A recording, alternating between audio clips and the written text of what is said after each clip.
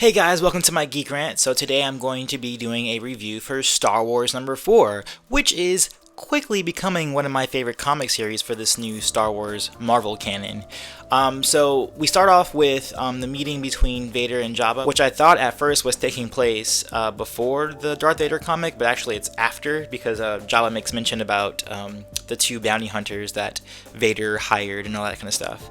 But yeah, I liked it so far. I did think some of the art was kind of unappealing in terms of, mostly just because of Princess Leia. I actually thought that the artwork on Luke was really well done, and I kind of like to see that he's struggling, which again we got a huge indication of in Heir to the Jedi, but this is continuing here in the comic. There was also a bit of a hint of the dark side, at least to me. I don't know if anyone else felt this, but the point where Luke was fighting against those remote droids. At first he's like, getting hammered by him. He's defending against 3 at once, and once we see Leia come in, like they're all like smoky on the ground. So I wonder, it seemed like he was getting angry beforehand, so I'm wondering if he tapped into a little bit to the dark side to destroy all those things because he was frustrated.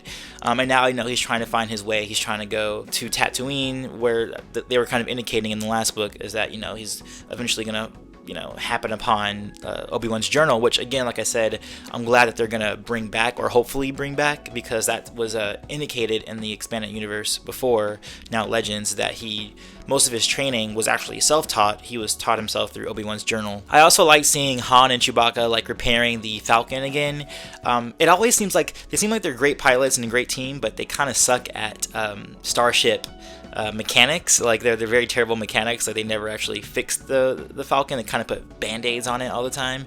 But I like that that's continuing. I like that they're struggling to get by in the galaxy and to get by with their ship, always constantly repairing, and also always being out of touch with the complete mechanical workings of their ship. Also, in terms of I guess the continuity, I like that it's in line with what I read in the Battlefront preview, in the sense that when we get the opening tiles for Empire, we say that we see that the rebels were at one point pushing an offensive against the Empire after the destruction of the Death Star, but now they're being attacked in hidden bases, and that's kind of being indicated here with the meeting that Mon Martha, Admiral Akbar, and Leia have, is that they're thinking, okay, yeah, we're attacking all these outer rim posts, but let's start getting deeper into it, and that's kind of what's happening in the Battlefront Twilight Company, is that there's a progression of the rebels getting closer and closer to the core worlds, and how they eventually have to get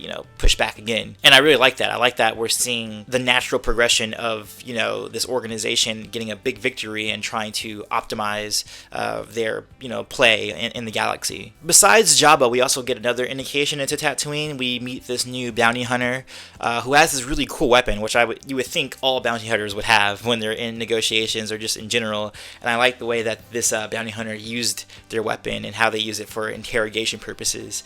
And it's very interesting what that person's doing. You would think that person would be there for Luke because they're on Tatooine, but they're actually there for Han. And it's like, oh yeah, forget, Han has been tracked by all these bounty hunters. He still has all these bounty hunters on him, so kind of sucks for Han, but kind of cool that we get to see a new bounty hunter facing him. And speaking of other bounty hunters, the comic ends off with a big reveal of a certain bounty hunter who we all know is chasing Luke now. If you guys don't know, it was in the previous comics, Vader hired this person to go look for Luke, and now it seems like that they're going to come at blows because Luke's trying to find himself on Tatooine, and this bounty hunter is going to try and find him on Tatooine. So it's going to be cool. Going forward, I'm really interested in what's going to happen. This comic series so far has me in it. Not like the best thing in the world or anything like that, but it is very, very thrilling and very compelling, and I'm interested to see how this is going to play out. So let's stick around. I'll do the next one, the next review. Sorry this one was so late, but I'll be sure to try and stay on time with them going forward. But of course, peace, love, and may the Force be with you. Always.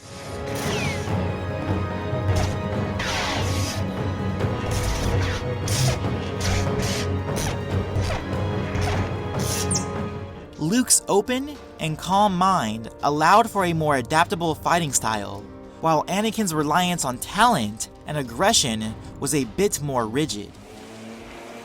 No, why are you mowing your lawn right now? I'm recording a Let's Play.